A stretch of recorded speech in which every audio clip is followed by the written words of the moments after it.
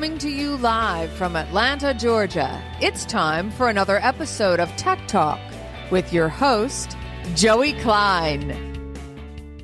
Happy Friday, everyone. Welcome to another great episode of Tech Talk. As always, we got three great Atlanta CEOs with us today. We're going to be talking to Ram Gopalakrishnan, head Bricz. Ram, I know I just butchered that. That's okay. you want to say the right? Ram. Yeah, it's Ram Gopalakrishnan. And I practiced it several times before. Know. Sorry, man. That's okay. He's the CEO of Bricz, and we're going to get into a little bit of what Bricz does. And then we're going to be talking to Dustin Walsey, CEO of Buckle. And finally, Shep Ogden, CEO of Scout Socia. All right, so Ram, let's go back to you. Perfect. Okay, so Bricz, but with a Z at the end. Yes. Yes. So essentially, when we started out, we wanted to be the foundation of retail supply chain. Okay. So that's the backstory behind the brick and building the foundation. That's how we came into existence. And even today, we continue to stay true to what we signed up for. And we provide a lot of advisory services and solutions for retail and third-party distribution. Okay, so your use of the term "we still stay true to that" makes it seem like the business has pivoted or evolved, whatever term you want to use, in the intervening years. It's a less of a pivot, more of a expansion, and kind of evolving into bigger things, if you will. So we started providing a lot of advisory services, basically a lot of analytics, helping people make decisions on what is right in terms of process and technology. And as we kind of evolved, one of the things we started asking a lot of our customers is, hey, what are some of the enterprise level problems that keep you up at night, right? So if you boil it down, initially, the way we started was in the execution space, right? So as retailers, sell and they have their distribution channel, we help them with a lot of technology implementations for warehouse management, order management, things like that.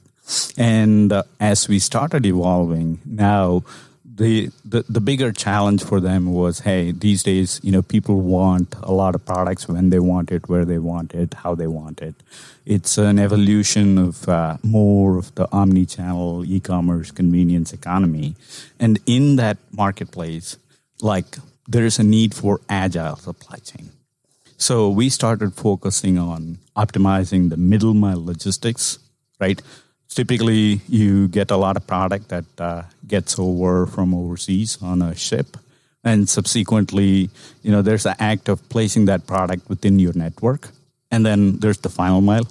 But we are focused on solving the middle mile problem for a lot of the large retailers so that they can become more efficient and give customers the product where they want it in a more cost-effective manner. Okay, so you're not just CEO, you're also founder. And so this begs the question, why did you have expertise in this area / why was it an area that you thought it was worth starting a business over? Yeah, so basically I went to school here at Georgia Tech, supply chain as the focus. So that's been, what I wake up to for the better part of the last 20 years. And I have helped a lot of large organizations with their supply chain, the likes of Home Depot, Gap, and other large retail organizations. And as we kind of evolved, right, so the focus has centrally been around problem solving in supply chain. And that is part of the reason why I started the business. I used to work for other larger organizations that were solving similar problems. And I found the opportunity to create a specific advisory services company for large organizations. And now we're evolving into a technology provider.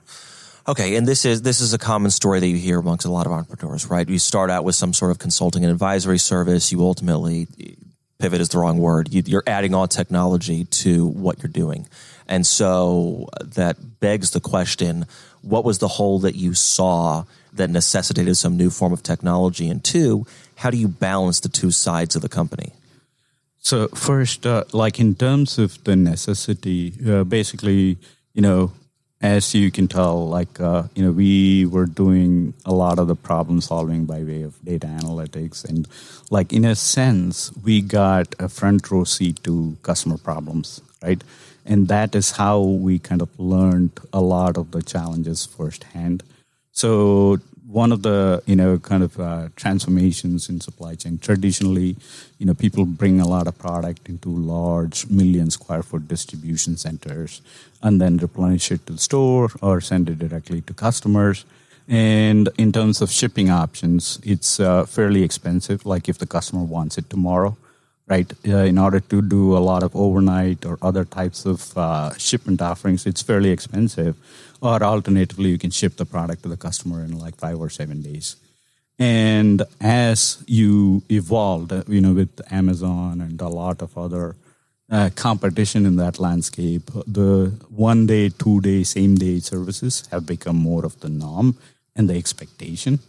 And that is one of the problems that we learned from a lot of our customers. A lot of them are continuing to solve the problem with the same old school setup. And in the recent days, as you probably are aware, there's a lot of pivot. I mean, you're in real estate. You probably have learned that there's a lot more interest in smaller distribution centers that are closer to the customers. The term that is commonly used is urban fulfillment or micro fulfillment, right? In market distribution. And with that evolution, there is a much more focused attempt in order to place the inventory right.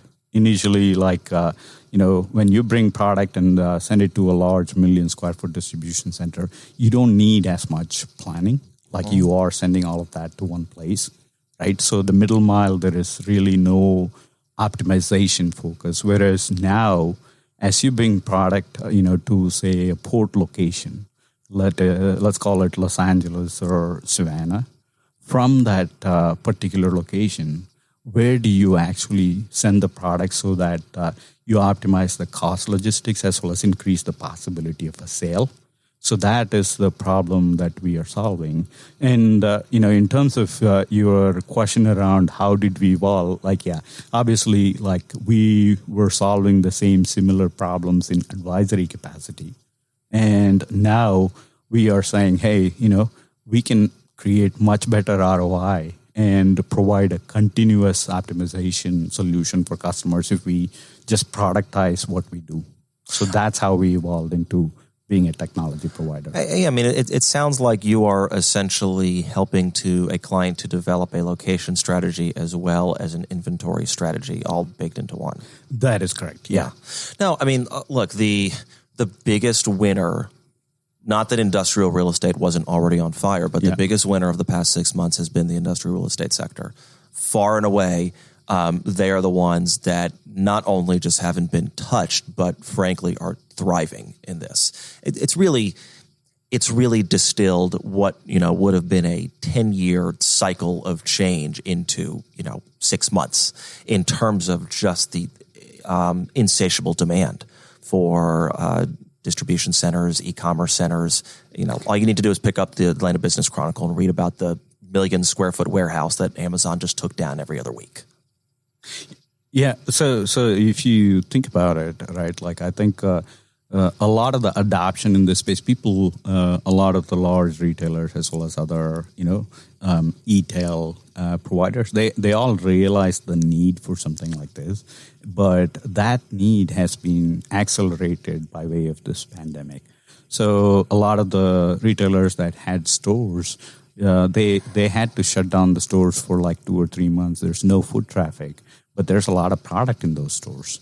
So a lot of them that were fairly resistant to shipping product from stores, they all started doing something like that. And then now they're all learning the potential of having that product closer to the customer and getting it to the customer either same day or next day.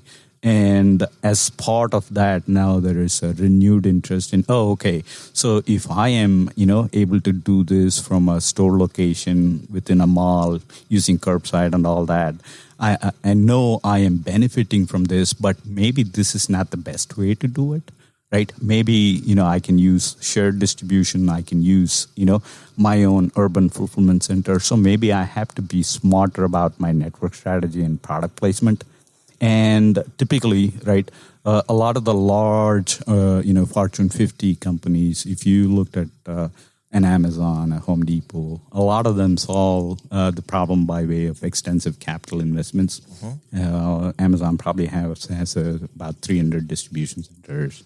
And similar approach with a lot of the large organizations that have a lot of capital. But then if you look at the rest of the retail community, that is not a viable solution for them. They cannot just keep opening distribution centers that are capital intensive. So their answer is going to be technology. So now that I know I want to do it, how do I do it? And that is where somebody like us becomes very attractive. Sure. No, that is a very good point, right? We hear a lot about Walmart, Amazon, right? They're the type of organization that has the means and the volume to continuously open these distribution centers. There are plenty of other retailers out there that do great business, but they can't take down 1 million square foot warehouse, or even a 500,000 square foot warehouse. And those numbers sound very big to people listening, but those are, kind of the standard sizes that you're dealing with when you're talking about these types of organizations. And so for them, I guess the question is then, right, how do you use technology to place your product in the right place that is going to get customers and you can compete with the big boys that we just talked about? Yeah, so when I even look at some analogy in this space, shared economy is a thought that is, fairly prevalent in a lot of different industries, right? Like, you have things like Airbnb, and now, like when you look at a company like IBM, when they look at their ability to flex their workforce, they look at options like Regis or Rome in order to, find a balance. Okay, there are certain, people that have a specific responsibility that I put in a certain place, whereas I also want some flex capacity to have the right people at the right place. So it's a similar approach to the distribution and the product placement. So when we, take over a lot of the customer data, we basically determine, what are the opportunities for placing products, that are closer to the customer, whether it is in the form of, sourcing a third-party distribution location or, presenting a subset of your products within your stores for the same day, next day type services. So it's a lot of the analytics and the continuous optimization that enables a much better full price sell-through. Okay, so I'm interested to go back to the middle mile issue that you brought up before. I think that a lot of people, regardless of industry, have heard the issue of the last mile. And it can relate to, a number of different industries, whether it's, public transit, whether it's, logistics and supply chain. So in the middle mile, is the model that you're referring to more of like a hub and spoke style operation where you have some large center out, in 40 miles from the city center. And then maybe you've got 50, 75,000 square feet placed strategically, 5 to 7 miles from where maybe a greater population center might live. Yeah. So it's a combination of, a lot of what you just mentioned, right? It truly depends on the product and the industry. But in a lot of cases, right? Yeah. To your point, the last mile is a problem that so many people solve, right? So for example, if you have a store or a distribution location that is in a 10-mile radius to the customer, you have the option of using a variety of services like a Roadie or an Uber or even Deliv. So many options that kind of present the solution for the last mile. But you cannot, guess what, unless the product is there in that location, that last mile option is not viable. Sure. Right? So your alternative is, like a $35 overnight shipment, say from Indiana to Atlanta, or even if you are a little further away in the 100-mile radius, you still have a significant cost component. So one of the opportunities, that a lot of our customers are starting to look at is just like you mentioned, okay, hey, if I have a forward fulfillment center that supports a certain subset of stores in an urban area, right? I can use that forward fulfillment center to not only, address a lot of the customer orders, but also faster replenishments to the store. Because now, like previously, I had a planned methodical execution for, how I put product in my store, and I had a methodical replenishment process. But these days, I am using a total omni-channel approach where, I can just take whatever product from whatever location in order to service my customer. So a lot of madness is introduced into my existing methods.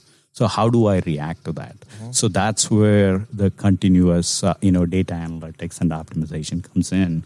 So in that middle mile, going back to the middle mile reference you made, okay, so when the product is there in Savannah, is there an opportunity for me to establish a small, 30, 40,000 square foot distribution center in Atlanta, one in Chicago, one in Miami? So exploring the possibilities so that you can better understand your customer base and increase customer satisfaction at the same time, increasing top line sales while also being very cognizant of the bottom line in terms of what it costs to get the product to the customer. Okay, that makes sense.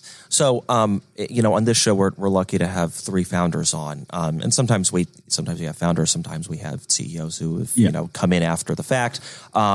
And as a founder, you're taking all of your past experience with you, and you've worked at small organizations and large organizations. And I am curious, when you decided to, begin on your own, what lessons you took from those different experiences in regards to how you shape a company and shape culture.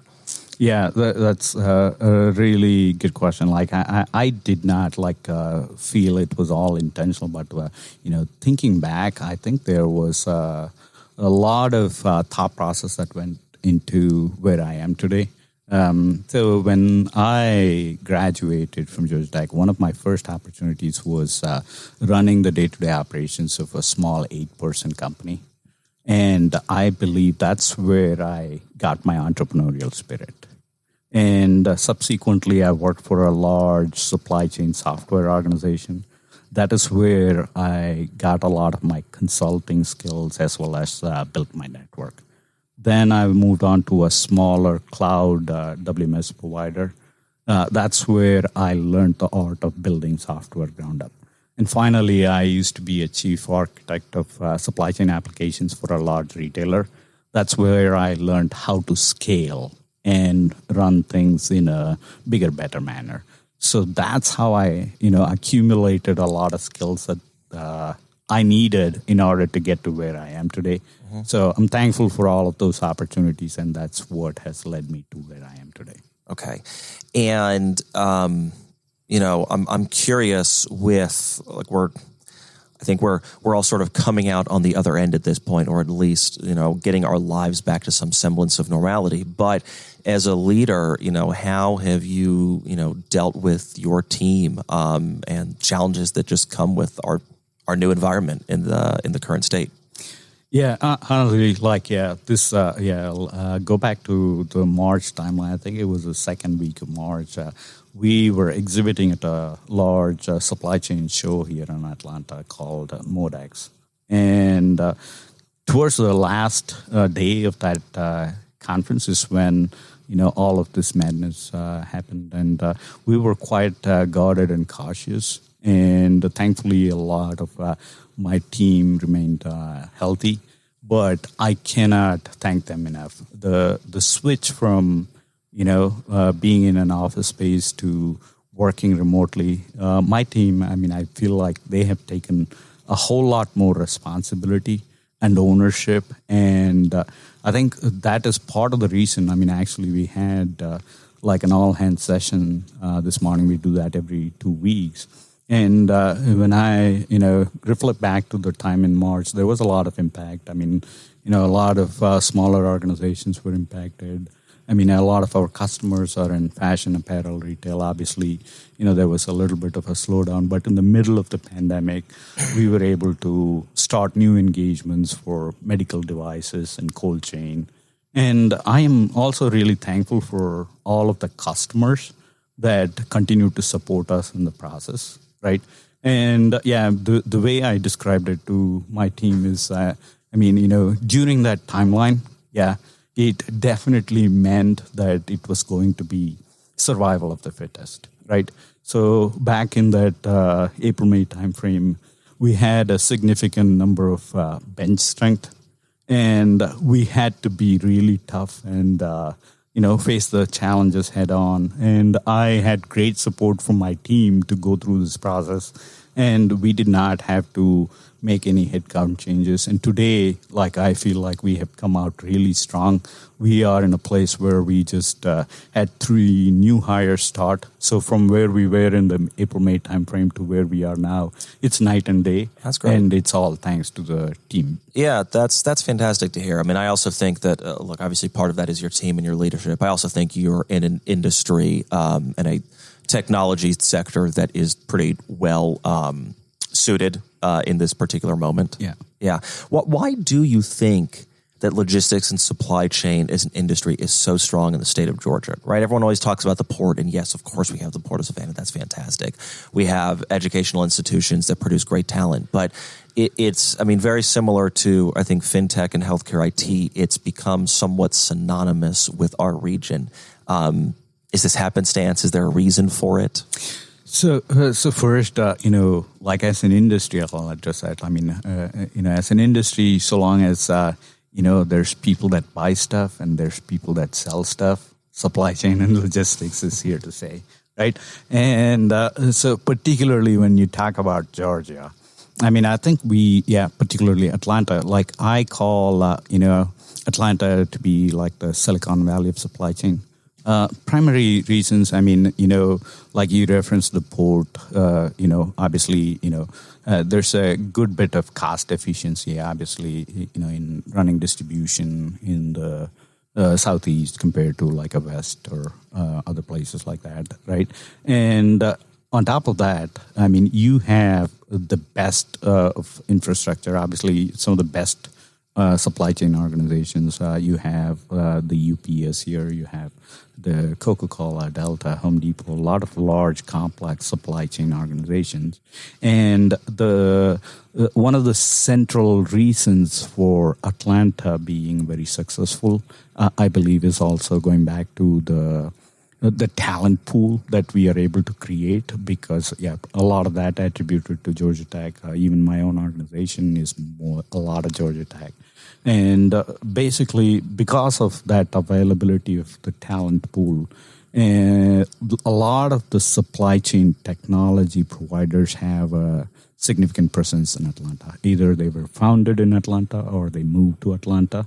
So in a way, it creates, at the end of the day, if you have the best minds solving the most complex problems in a certain location, that becomes like a, hub for everything pertaining to that industry. Just like, Silicon Valley is everything for software and a lot of the, direct-to-consumer type software. Now, so for supply chain, large-scale enterprise problem solving, Atlanta has become a hub for that type of industry. Sure. Well, look, lots of different reasons, but clearly it's great to hear that everything is going very well for you and the team.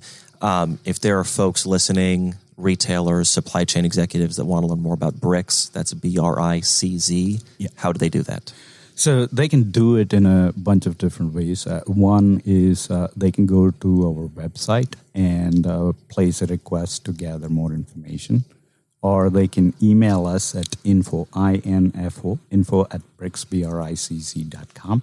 Or they can call our number listed on the website, and we have a good bit of sales and marketing initiatives. People can follow us on LinkedIn.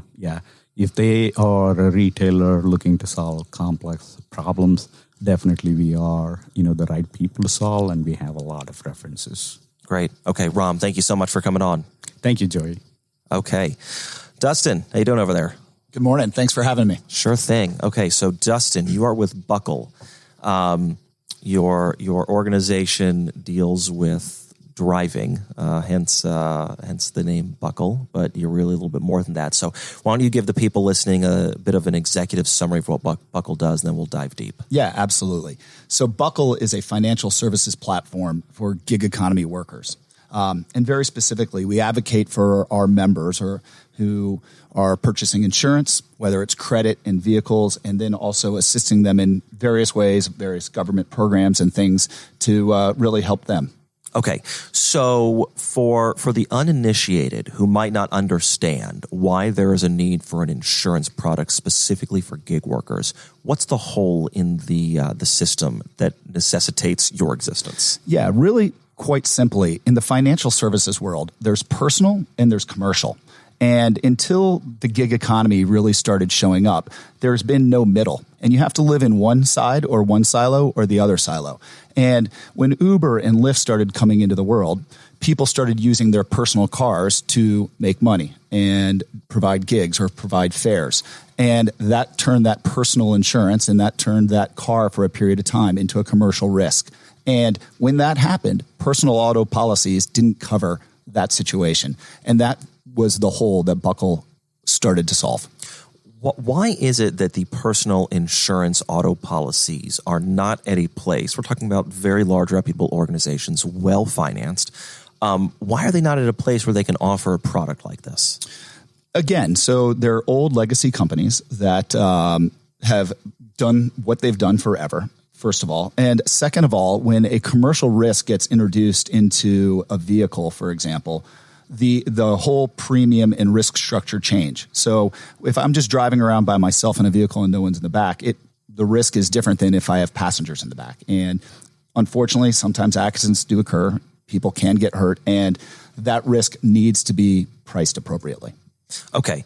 And the legacy organizations that we're talking about, for whatever reason, whether it's bureaucracy, whether it's not wanting to innovate, stuck in your own ways, there's obviously an opportunity for an organization like yours. And so, to be clear, you are not an insurance broker, you're not a middleman, you are literally insurance provider. Yes, we are actually an insurance carrier. And what we really do differently than, the big people that we all know of, the State Farms and the Allstates of the world, is we don't use credit when we look at our customer base and our members. So when we dismiss credit and using other data sources to underwrite and price our customers or our members, we're able to be more effective, more nimble, and really provide a service that they need. Okay, so someone listening to this might hear a statement that says we don't use credit and might freak out, right? I mean, how does a business not use credit to assess someone's risk level? So when you say other sources, what are you referring to?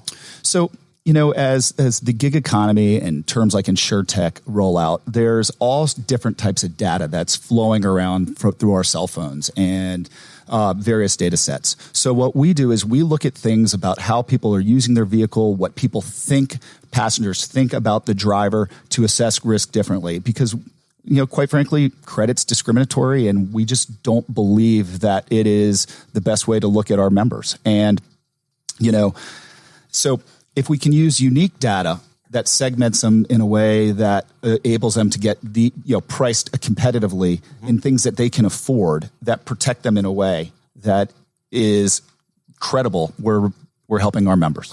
Okay, so you could literally look at, reviews and star ratings for a driver, on Uber or Lyft platform. Yeah, absolutely. And it's in everybody's best interest when, incentives are aligned. Uber, Lyft, and everybody wants the highest rated stars, because if you're in the back of a vehicle and someone runs a stop sign, you don't want to be in that vehicle. It's a bad experience. So we're looking at those type of, metrics and things like that to price and rate our drivers. And we're using crowdsourced data to make this happen. And people today are more and more involved in social media, whether it's rating things in Google, rating things in the back of an app, that using that type of information, we can really hone in on these drivers. Okay, so obviously this makes a lot of sense for drivers on the Uber or Lyft platform. I believe you have partnerships with both those organizations.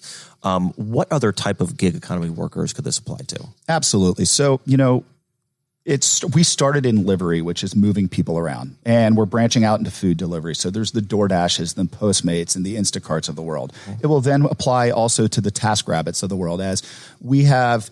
You go to a store and now, someone needs to hang a television, and a TaskRabbiter comes in and does that. And all these gig workers are starting to evolve, and the world is becoming more and more delivery, more and more on demand. And individuals have very unique skill sets that can pop in and pop out at their own time to do various gigs. And we're there to help provide the financial services to make them be successful. Okay, and so when we talk about, again, it was somewhat illuminating during our initial conversation, because these are things that we often take for granted that we don't even think about. Your example of someone coming to the home to hang your TV, right? All of us, have probably done this with, someone we found on Nextdoor to help us, clean our gutters, or the TV example that you used. These are people for whom we really have no background information on whatsoever. We have no conception and don't really think about what could happen if some sort of incident occurs on our property.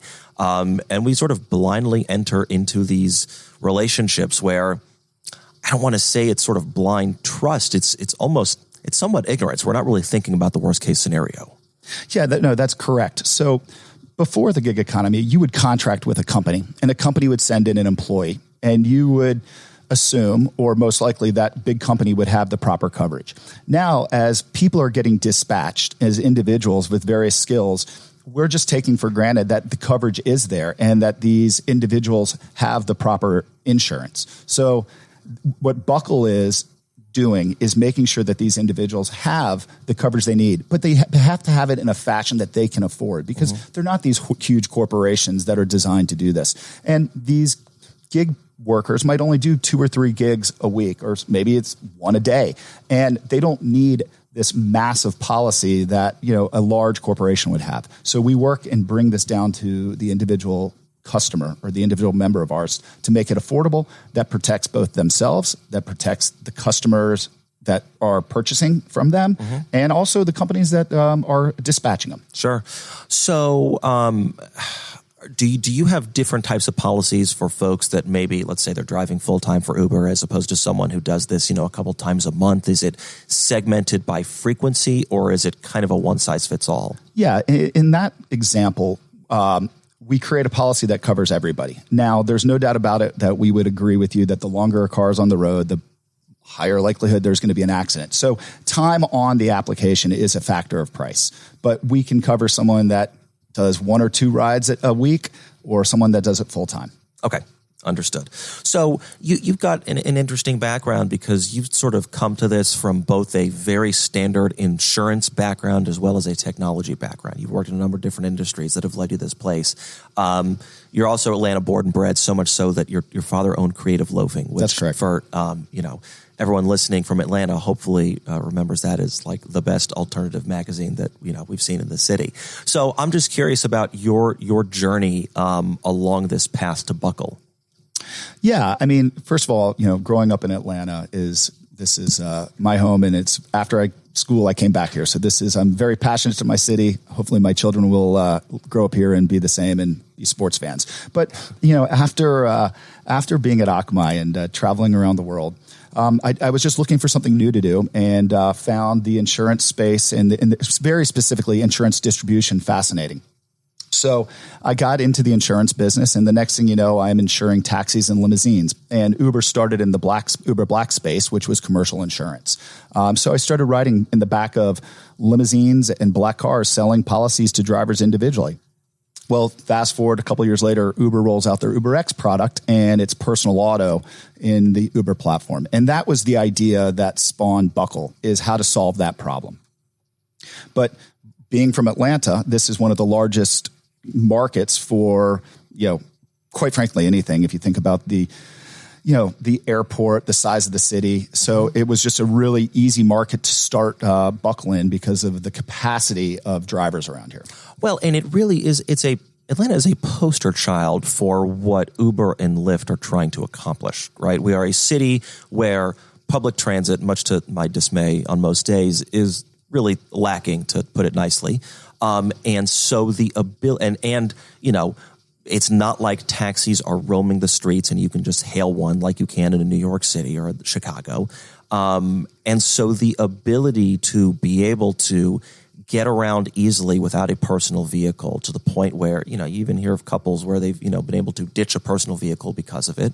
To use it, in places where you might be in a situation where you're drinking. It's just this city, like I think most Sunbelt cities, are the exact test case of why these services exist. Well, absolutely. But I think you compound it with the airport, with the large convention base that's here, that it's really a natural spot for these companies to thrive.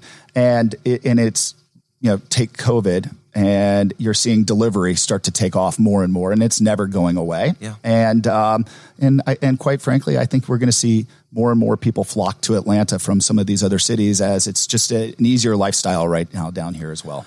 I would agree. I think that, look, I've thought for a while that Atlanta is a winner in terms of just demographic trends throughout the country. And certainly if, I'm going to put a bit of skepticism on the mass migration outside of, big cities like San Francisco or New York City. But assuming that there is some sort of noticeable impact, Sunbelt cities are absolutely going to be winners. I couldn't agree more. Yeah. So that's a TBD, but already we're the number 9 metro, I think, set to surpass Philadelphia in a couple of years. So yeah, but then our strategy will then go into the next, major market. So we don't look at it as a state rollout, but it's Illinois to be in Chicago and the likes. Yeah. So that's another interesting issue as well. So, insurance is very much regulated by states. Is that correct? That's correct. Yeah. Okay. And so we're talking about, it's a fascinating, but I imagine also somewhat maddening prospect of getting this out everywhere in the country that you want it to be, and dealing with a different regulatory structure in each new rollout. Yeah, every state, the way I like to think about it is it's like its own unique country with its own rules, which are different from state to state, with its own regulatory regime that's different state to state. So no two states are exactly alike. So that makes it definitely challenging. And then based on that, it affects our rollout of how we price things, because, there's different, one state has one set of limits and the other state has a different set of limits. And it's the biggest challenge that we face on a day-to-day basis. It's not just like I can go, hey, I want to open up in Tennessee tomorrow and go. It takes substantial planning and a substantial amount of resources just to launch. Yeah. So are you able to share any information about the next areas in which you're looking to launch? Yeah, we in November, we're looking to be in Tennessee, and shortly thereafter, we'll be in Illinois and the Midwest throughout there. Okay. So our goal is to be in 20 to 30 states by the end of 2021. Yeah, that's a big one, but it sounds like you've got a really good team with regulatory prowess, at your beck and call, who's able to navigate these waters. Yeah, absolutely, and it's a real challenge. The regulatory compliance is a battle that's faced every day. I'm curious about other countries, right? Sometimes we can be a little bit America focused, right? But the fact of the matter is that these sort of services exist all around the world. There's plenty of major markets outside of just the United States. What have they done for this issue?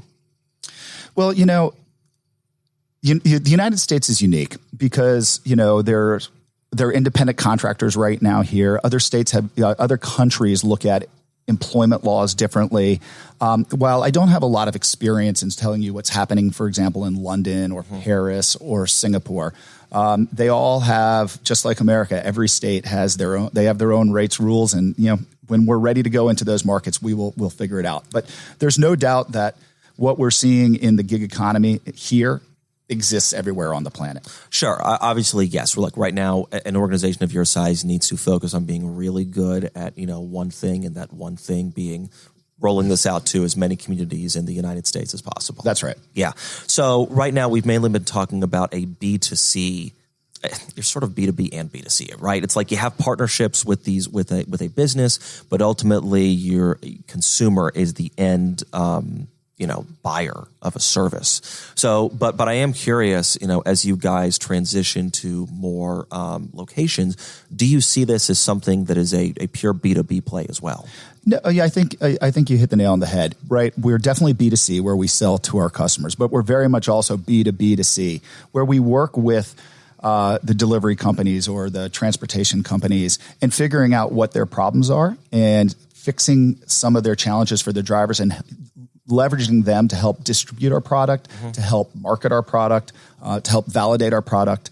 Because if we're able to help Lyft, for example, a Lyft driver, we're actually helping Lyft corporate as well because we're helping lower their insurance costs, which hopefully in turn can allow their drivers to earn more because if Lyft's saving money on insurance, all tides rise.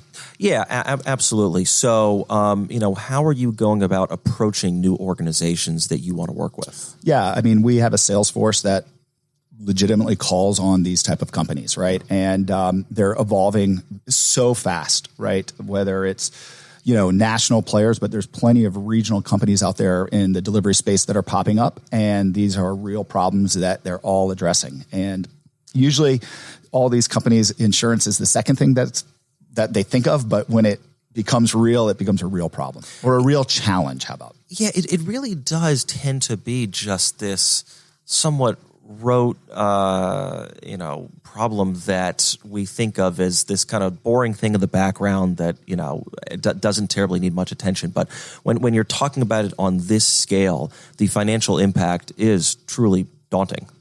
Absolutely. And we all carry insurance, whether you're a company, whether you're an individual, and all types of insurance. So it is a real cost. It's a real cost of goods sold for the drivers, and it's a real cost for these corporations. And we're looking at insurance that's not the traditional like workers' comp policies. We're talking a unique segment that's evolving and that the industry is finally starting to catch up and regulations finally starting to catch up with these gig economy companies. And we're there to really help them evolve with it. And I would imagine that you probably have a pretty easy to use technology platform for folks that are signing up. Yeah. What's awesome with when we were talking about data is how do we make it as frictionless as possible for people to apply for insurance? And if you look at auto, you probably don't know what your VIN number is right now, but a delivery company does. And if we have an integration with them, do you want to quote, you want to buy, it's click, and the data is just passing back and forth via APIs really efficiently. So where, if you were trying to get a quote for just some auto policy on the internet, you'd have to have all this information. We usually pretty much can do it with one click, log in and boom, and here's a price.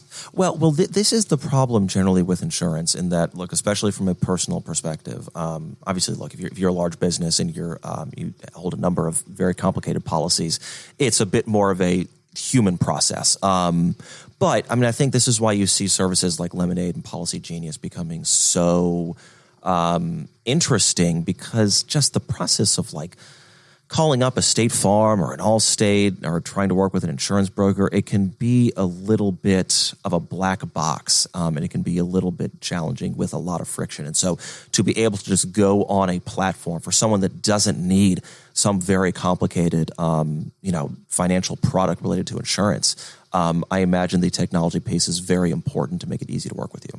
It's so critical to make it easy, but at the same time, to make it simple for our members to understand, right? And still to this day, insurance is complicated, but it's so important. And, we're covering for some people their most important asset, their car. So making sure that they're A, comfortable with us, B, understand what they have and how it's protecting their assets. Because no one wants to use insurance, but they're really happy when it's there when something bad happens. And so how do we help protect these assets for our members? Yeah. Well, look, that's all very exciting. Thrilled that you're building this here in Atlanta. And if people want to learn more about Buckle, how can they do that? Yeah, you can find us at www.buckleup.com. You can info@buckleup.com, and always feel free to hit us up on LinkedIn. All right. Dustin, thanks a lot. Thank you so much for your time. Yeah. All right. Shep, how you doing? I'm great, man. How are you? I'm good. Okay, so Shep, I have to give everyone listening a disclaimer that in my initial conversation with you, and we're not that far apart in age, I have never felt my age more. we are going to talk about a lot of entertainment and social media concepts that if you're out there and you think that you're very in the know, I think you might be a little bit surprised. So just a disclaimer, follow along, but don't be surprised if your age is showing a little bit. So at heart, you consider yourself an entertainment company, right? Yeah, a mix between like a media and entertainment company. When we first built Scout Social, we were trying to build an agency, but we very quickly realized what we were doing was we were entertaining massive audiences. So a little bit of a background on that is like we built and we managed the Instagram account Humor on Instagram. So Humor, we like to think of as a place where people can find comedy, of course, or memes or, skits that they might enjoy. And so that's really like the bread and butter of like how we build this company is around concepts like that. How do we entertain people, make them laugh? But then we really build our business around media. So, impressions and views and how do we engage and influence an audience at massive scale? And so what we've used Humor to do is really build out 1,000 or so different relationships with pages, very similar to Humor. They might be other, meme pages, for example, or they might be TikTok influencers or celebrities. And what we're doing is we've kind of become like the middleman, kind of like a brokerage or a network where, a brand like TikTok actually, who's a client of ours, and we'll kind of probably talk about that today because there's a lot of drama around that right now. But, they'll come to us and they'll say, hey, we want to reach 200 million people, all Gen Z, younger. How can we do it? And so we're going to go take their content, and it's all entertaining content. That's really what fits us well is entertaining content. And then we're going to go use our partner network. We're going to place that content, in the format of memes and swipe up videos and things like that to make sure that they get the scale they're looking for. They get the influence they're looking for. I like that term broker. That's, I think, a very good way to understand what you're doing. So you're kind of a media broker, right? Mm-hmm. An organization is coming to you with a target audience they want to reach, and you're basically helping them figure out through different platforms and pages how they go about reaching those people to best accomplish their goals and who they want to get in touch with. Yeah, no, that's exactly right. Okay, let's just dive into TikTok because I have a lot of questions for you about it, and I think a lot of people listening do.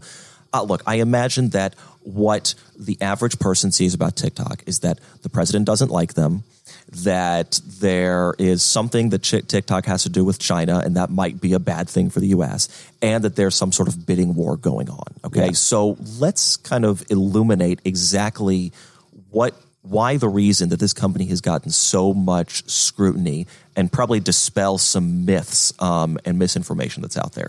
Yeah, this is near and dear to my heart right now, given the fact that it is where most of our audience lies, right? We have a very large audiences on Instagram, Snapchat, and Twitter, but TikTok's been one of those that's been a client of ours for 2 years, but also is a platform that we use very heavily to promote, much of our other clients through TikTok influencers, trends, building songs, and I think one of the biggest problems with it is it's kind of just xenophobia. Honestly, it's just scared because it's another country. It is China, and I think that needs to be taken seriously because they could be doing malpractice here with TikTok, but there's zero proof of them actually doing it.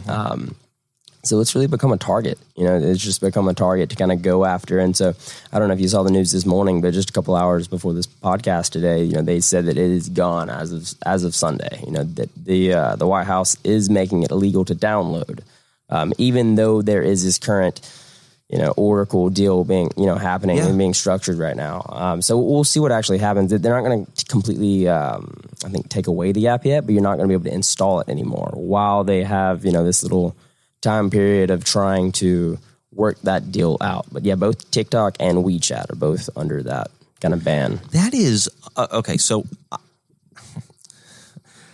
we don't really get into politics on the show, so we're gonna shy away from that. Okay, but I don't really understand how can the United States, again, this is an actor that has not really been proven to be a bad actor, right? Okay, it's not like there have been espionage tactics used by the Chinese government via TikTok that are out there to be seen. So what does the White House go to the iTunes store and Android and basically say you can no longer list TikTok on your platform? That's exactly what they did today. They're telling them that as of Sunday, they're not going to be able to do that. And the thing is, their basis for this is one, the risk. There could be risk that maybe they could do this, but the risk that they're seeing are built into so many other apps that are built here in America. But I personally, I think these tech companies are going to fight back as well. So I think the Apples, the Googles, et cetera, because this is overstepping into just their territory. Yeah, I don't really see a universe in which organizations the size of and which serve so many people around the world as Android phones and Apple would actually say, "Oh, okay, U.S. government, we are going to remove this wildly popular app with no evidence from our platform." That's right, but they did do it in India. So India is a really interesting one where they did that a month or two ago. I don't remember the exact date, but they did take it down the platform there whenever India banned it as a country. But there was a lot more tensions between India and the Chinese government at the time. So that was really why they did that. Clearly, we're living, like you said, not going into politics here, but we're clearly living in a very high tense area right now between these two countries. And so I really just think that's where it's become a target. You see this new generation Facebook, essentially, that is just taken its place in the young generation. I mean, it is the topic of everything. I mean, it is what's breeding culture right now. And that's scary to think that a potential bad actor is the one that created and built that. And, one of their bigger concerns is, well, they might not even, be taking that data is like, what could they influence, right? Once you've got hundreds of millions of Americans on an app, it's as simple as continuing to show them this content that we don't want them to go down the road of. So, for example, it could be violence, right? You could just try to bring out violence in someone by showing them that over and over. But again, it goes back to there is no proof of that happening at all. And then especially with a deal like with Oracle, we're putting the protections in place where that can't happen. But even with that, being said, they're scared of it. Yeah. So what are the details of the deal with Oracle? I'm sure a lot of people have read there are different suitors. Microsoft was involved. Walmart was involved. Mm-hmm. Oracle seems to be the winner, although no formal deal announced yet, it sounds like. So what, the government is trying to ban until some form of TikTok's operations can come under the control of a U.S. corporation who can then better control? No, from what I understand, this kind of came out as I was on the way here. So I haven't got to really dive deep. They're just saying it's going down, and they're going to give them a little bit of timeline to see if it works. And if it goes down, I'm assuming there's going to be a big fight there. I'm not sure what's going to happen. The Oracle deal, it's, again, I haven't dug deep enough to really give a broad explanation as a disclaimer, but it's not a typical acquisition. So they're essentially going to become like the data partner, where Walmart and Microsoft were looking to acquire it. Oracle is going to be more of the USA tech partner. And I think that's one of the things that also, frustrated, the government is like, well, we'd rather just own it entirely. Yeah. All right. We want to focus on you a little bit more than this, but that it is just absolutely fascinating. Okay. So you already mentioned a number of the organizations that you work with. Mm-hmm. Okay. But what is the typical profile of, a client of Scout Socials? Why are they coming to you? Yeah. So we're kind of expanding right now. So I'll kind of start where we are and then kind of where we're hoping to head.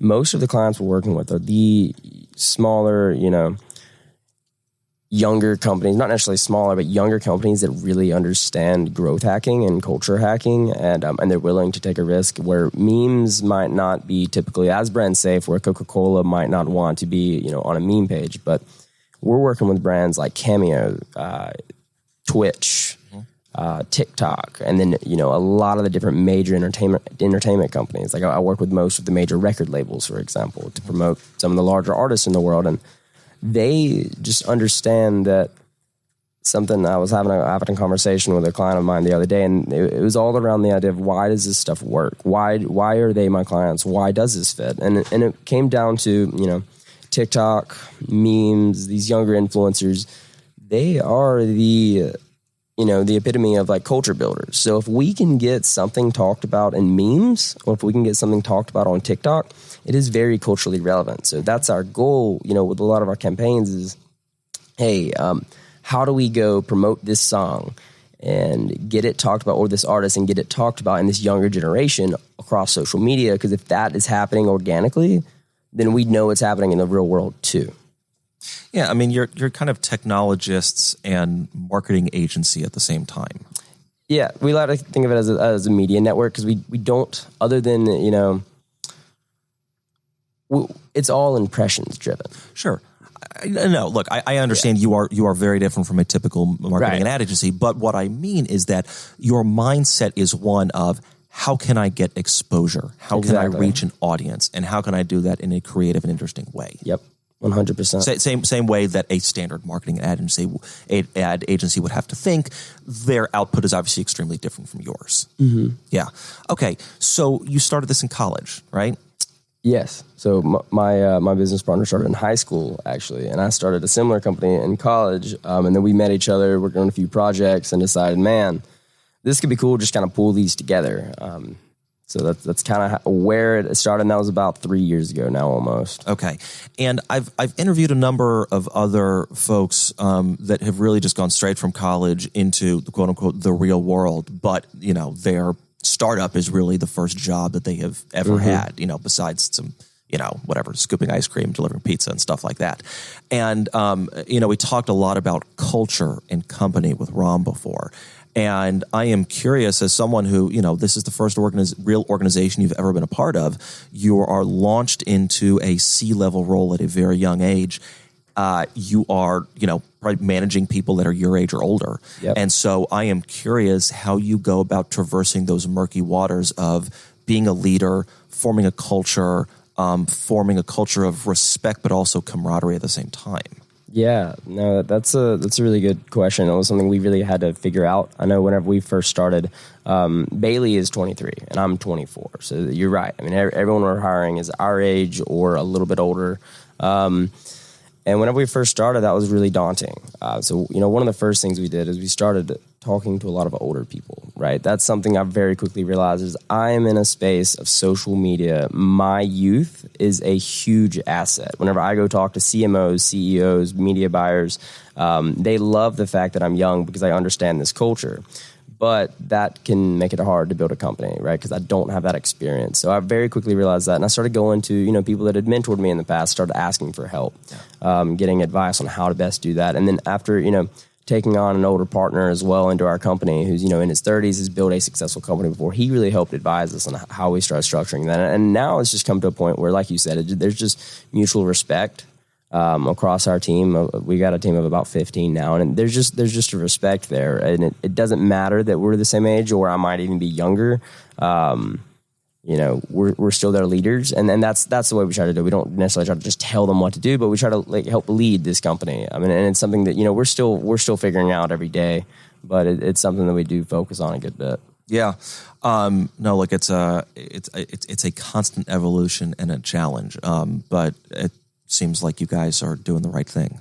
Trying to. Yeah. You and I talked about a concept when we first met about virtual influencers, and I was very fascinated with that concept. Can you go a little bit more into what that is? Yeah, sure. So one of the best ways to dive in for anyone listening is checking out a website that we created. It's kind of the hub of the concept of virtual influencers, and it's called virtualhumans.org. So virtualhumans.org and some of the other projects we're working on all sit around this concept of CGI, computer-generated virtual influencers. So whenever you think about the Kardashians of the world and these other major celebrities, you can really relate to them in a way where you can follow their life story on there. It's not necessarily a relatable life, but it's something that you can follow on social media. But there's one thing that's always true is you're most likely never going to get to speak to them or work with them or really meet them in person.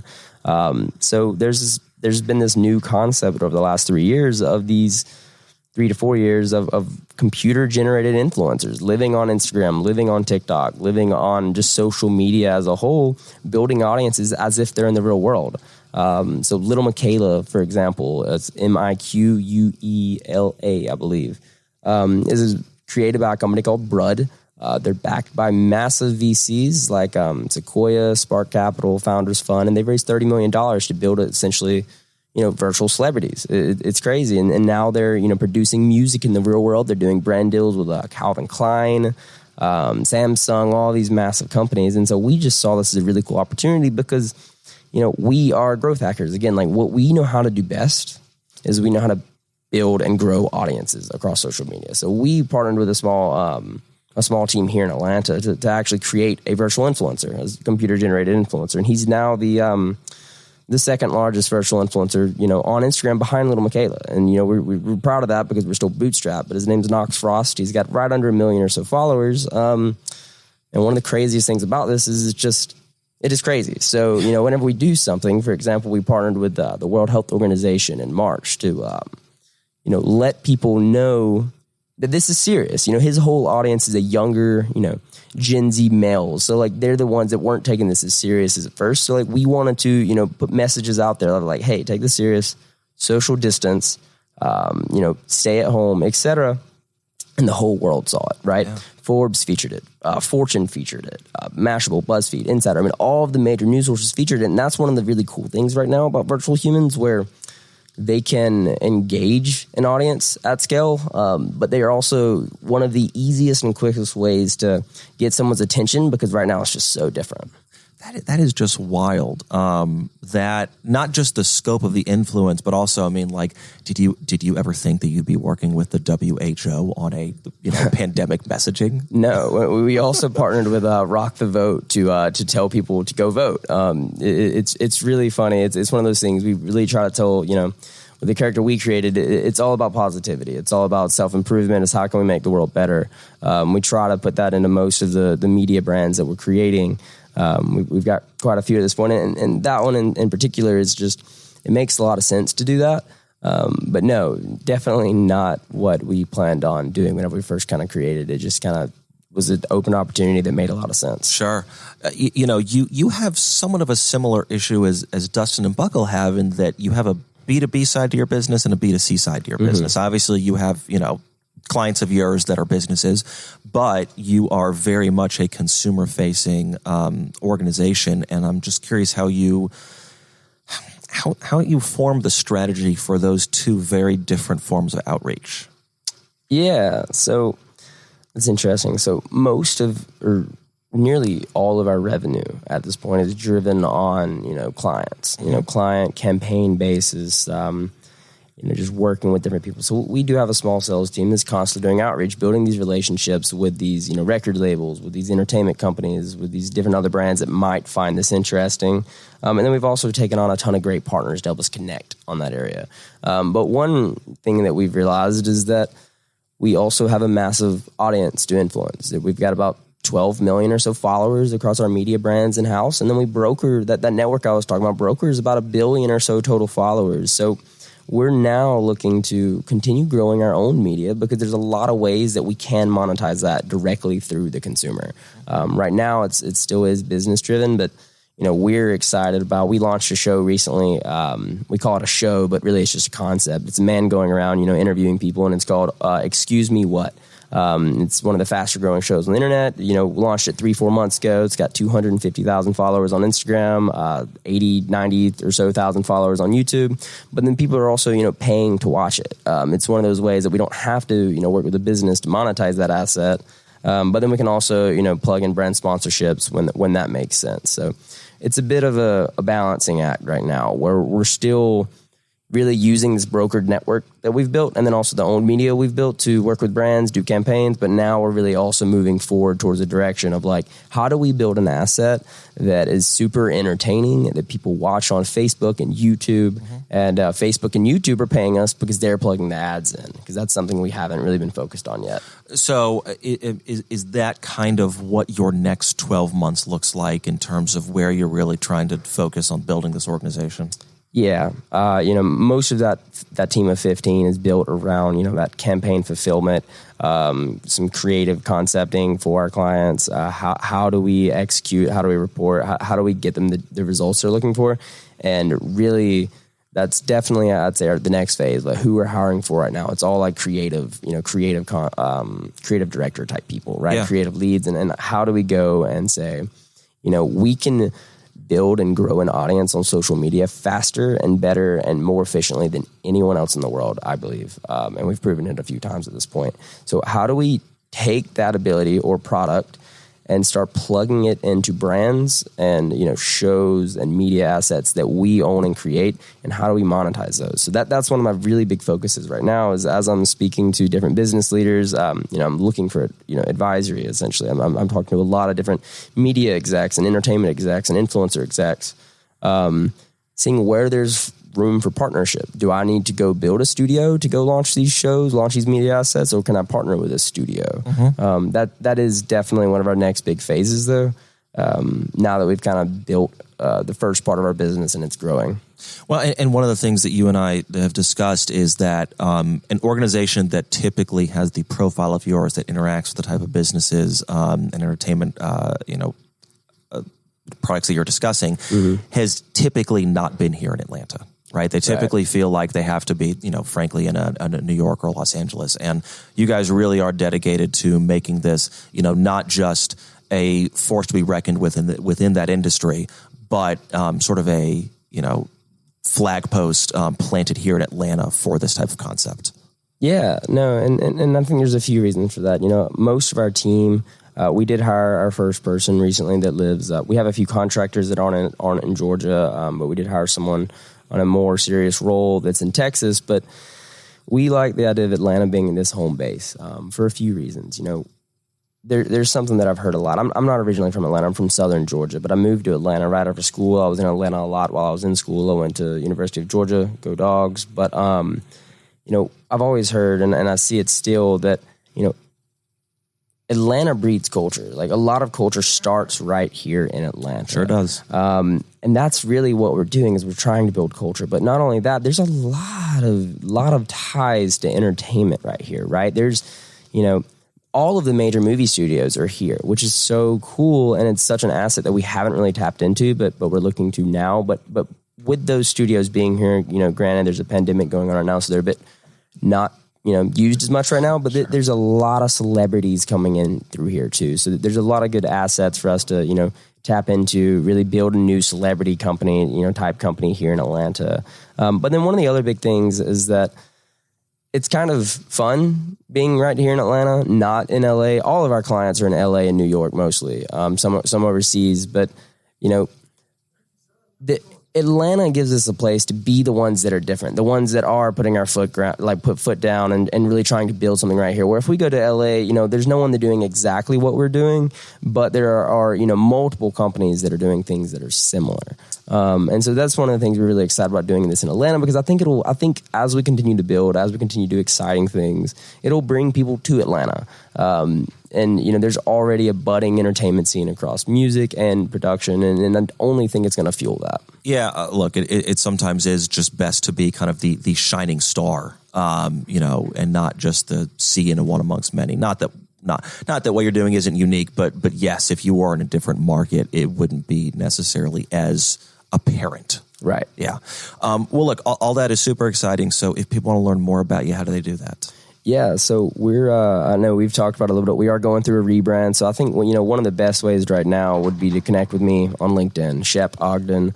Go to scoutsocial.co. That's our website. We will be launching a new one here shortly. So definitely would love to connect with anyone that's interested, just reaching out to me directly. Great. All right. Thanks for coming on, Shep. And everyone, thanks for tuning in to Tech Talk. Thanks, guys.